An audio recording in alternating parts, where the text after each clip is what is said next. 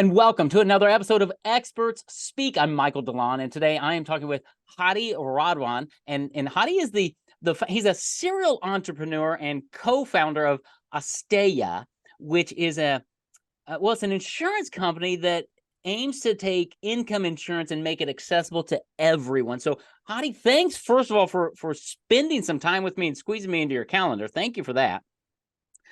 And as we dive into this, you have really taken a different approach to helping people protect their income during their working years. Tell me, how in the world did you get to doing what you're doing today? First, thank you for having me, Michael, on this amazing podcast. It's a funny story because I've never been into insurance. I was a financial consultant back in 2005. I was an auditor. I was doing all things that are boring, numbers, checking out people's balance sheets. And then I did my MBA. I said I needed to explore something new. And this is where I met my co-founder, who was in the insurance business he's a third generation, basically since 1945. Wow. So 3 generations back then, and he was taking over the family business. And he said, join me and let's try to fix how insurance is being bought and sold and all the tech play, which came in 2015. I think this is when the bonanza or the boom of technology started to erupt, where all of these disruptors, they call themselves, wanted to come in and put the incumbents out of business. Apparently, they didn't know how insurance works, because that's not how insurance works. It's not about the technology. It's not about the branding. It's not about the marketing. It's about actually insuring a real risk. And in 2018, we said, what is a type of insurance in the US that is underappreciated?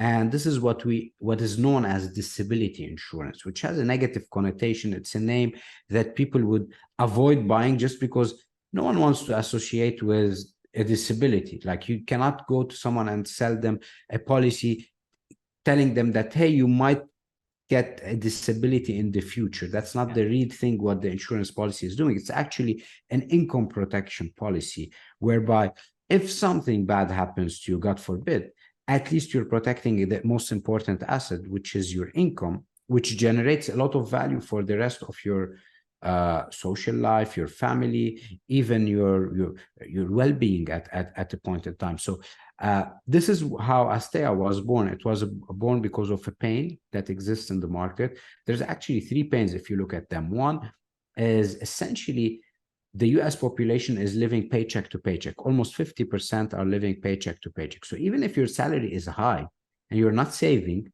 it's a problem, because the moment something bad happens to you, as simple as breaking your leg, and you end up in a wheelchair for 3 months, 6 months, you cannot go to work. Let's say if you're working in construction, for example, essentially that would put or delay your income, and then it affects your family life, your children's life, even your life as an individual. So that's one part of it. So the fact that people do not save, 50% do not save, is a problem. The second part is people associate disability with an injury, like you break your leg, you fall, something bad happens like a car accident.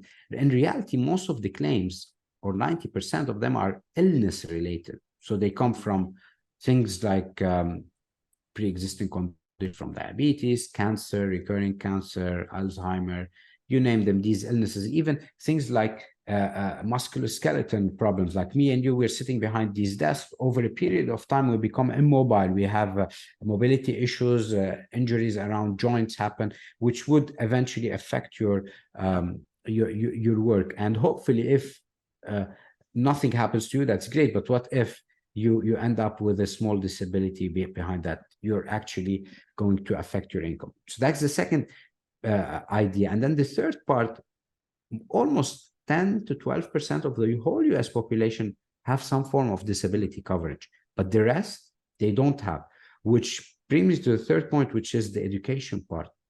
We've done, there's actually a lot of statistics out there that shows that when you ask a person about disability insurance, some of them don't know what it is. So essentially, there is a part of the society that doesn't know this product, and this is where the education element comes into play. And at Astea, we're trying to work with third parties to educate their customer base and then figure out if there's an income gap within their life. Then they just not only need to buy a life insurance, but maybe they need also to buy a disability insurance so that they can protect. If something bad happens to them, God forbid, on death, they're protected. But on injuries, what do they do in that case? Especially with a lot of the US population, they have mortgages as well. So if income doesn't come in, a lot of banks force you to buy life insurance, because if you're dead, who's going to pay your mortgage? But what if you're disabled? You still have to pay the mortgage. So it's a big problem. So this is how Astea was born, and this is the mission we're on at Astea. Well, that's cool. Thank you for outlining those, because you're right. And in injury versus illness, that's a big one, because illness, I mean, you know as well as I do, and everybody's listening, that a few years ago we went through this whole pandemic thing that threw some people into the hospital. I mean, I know people now who are getting COVID and they're down for 3 weeks, 4 weeks at a time. And what are you going to do with your income if that lingers? What if you're, I just got a package from Amazon, right?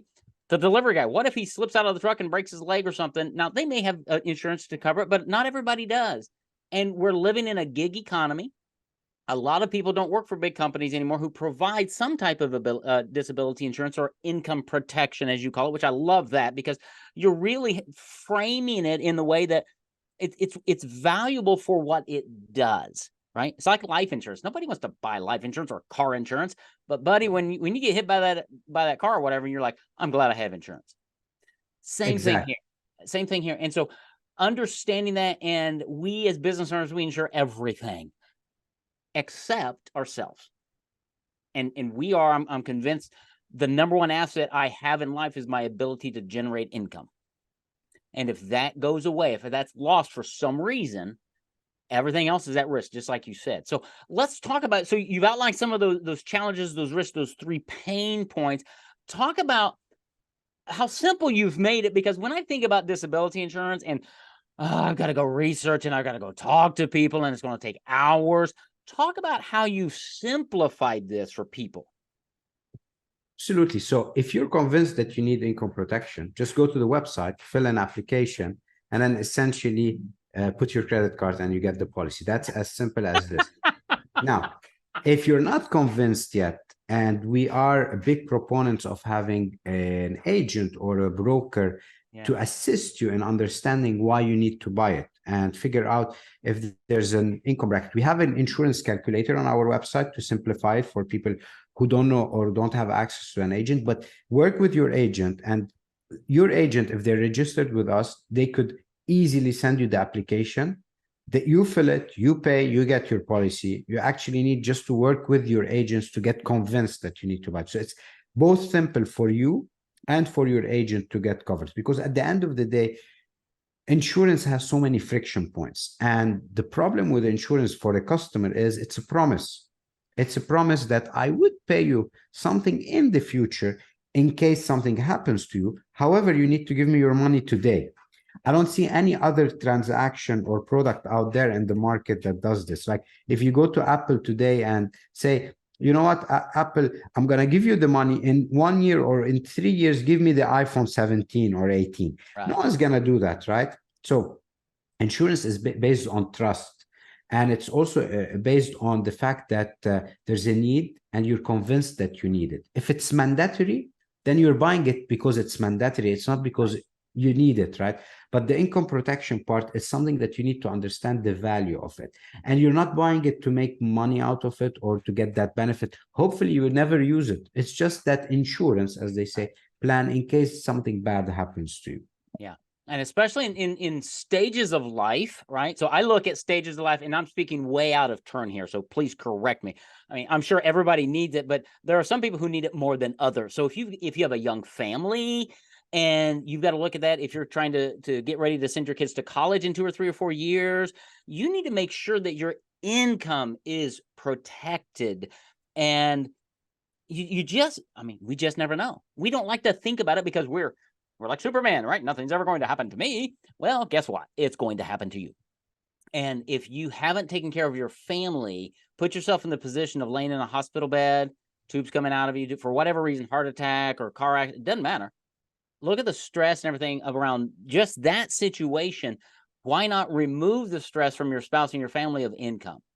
Because if they're dealing with the stress of helping you get better and trying to figure out how to get bills paid, or maybe the wife has to go back to work now, or the husband has to go back to work, because I mean, that just adds layers upon layers of stress that's not needed when you've got a solution like this. Is that fair? Absolutely. I mean, at the end of the day, as you said, it's all about understanding when you need to buy it. Because if you're a single person, no one's relying on you except yourself. So you might buy it if you're extremely educated on how to protect your income.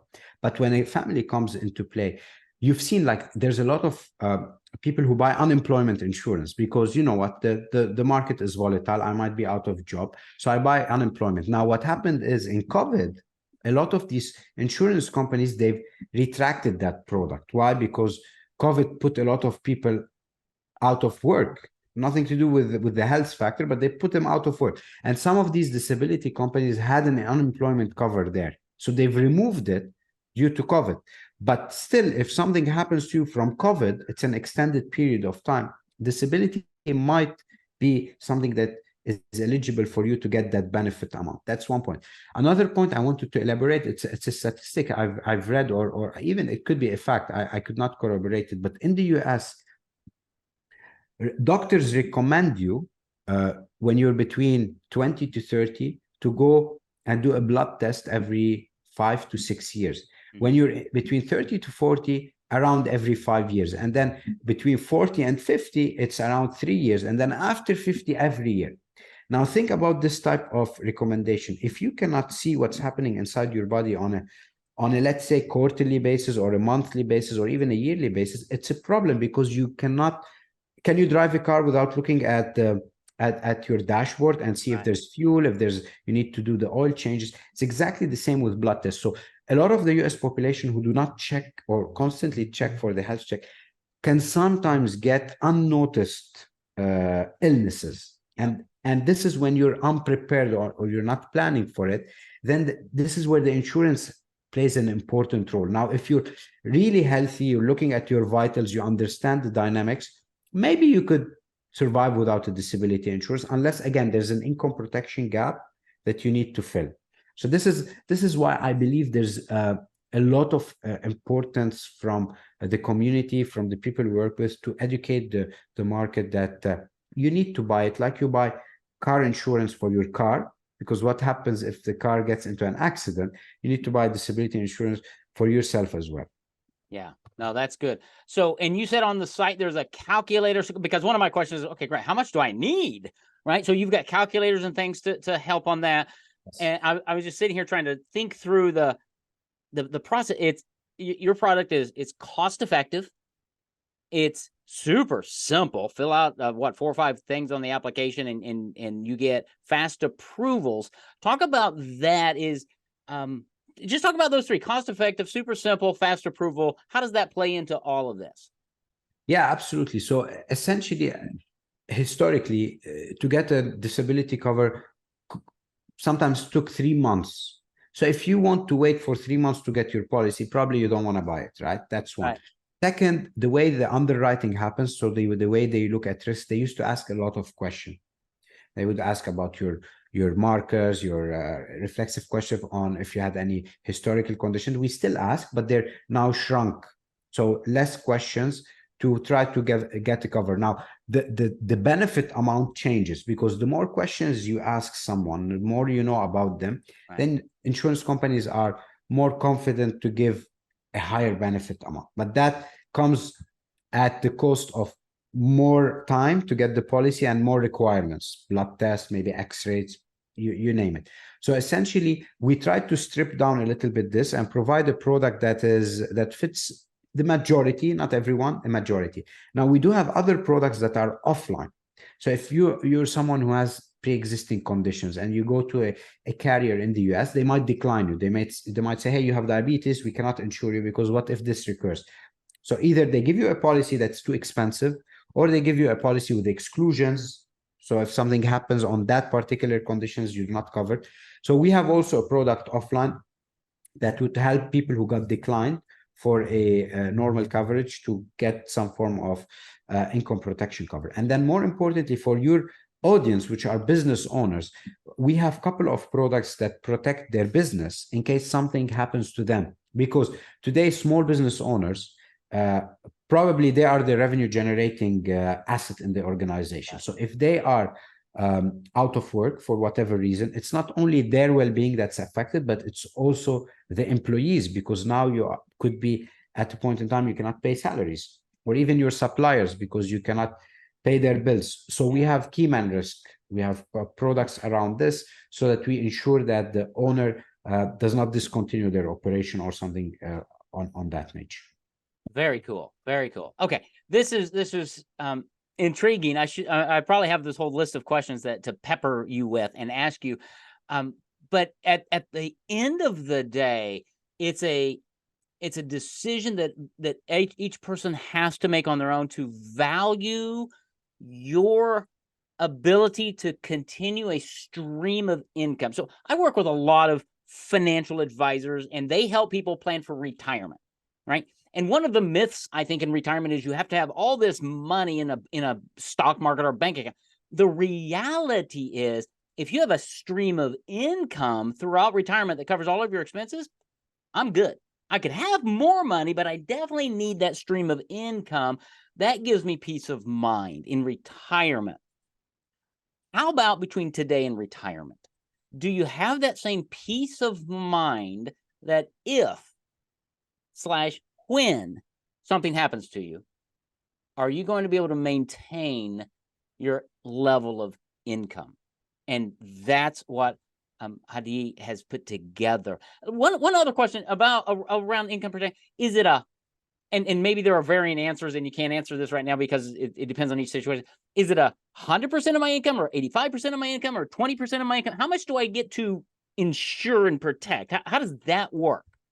Usually carriers allow you up to 65%, but there are Okay. instances where you can get extra protection, like a fixed amount. But again, it varies and it depends on each individual. So we do look at in our mass market product that's online, we go to 65%. Okay. There are certain instances where someone earns like $1 million.